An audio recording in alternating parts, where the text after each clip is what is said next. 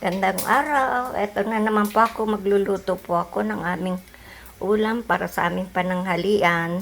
So, ang lulutuin ko po ngayon ay dinuguan o chocolate meat.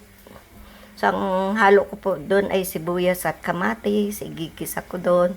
At syempre, lalagyan ko rin po siya ng papaya na hiniwa-hiwa na namin, nila masasin at hinugasan, at saka ang ating karneng baboy syempre, at saka ang ating siling haba, at ang dugo po hindi ko na ipapakita at baka po ako yung mapalo ni Lolo Mets.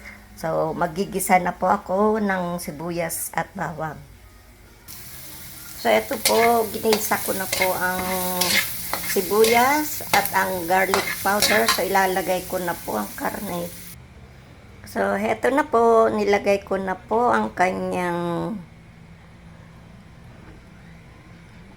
dugo at eto na po ang kinalabasan ng aking chocolate meat.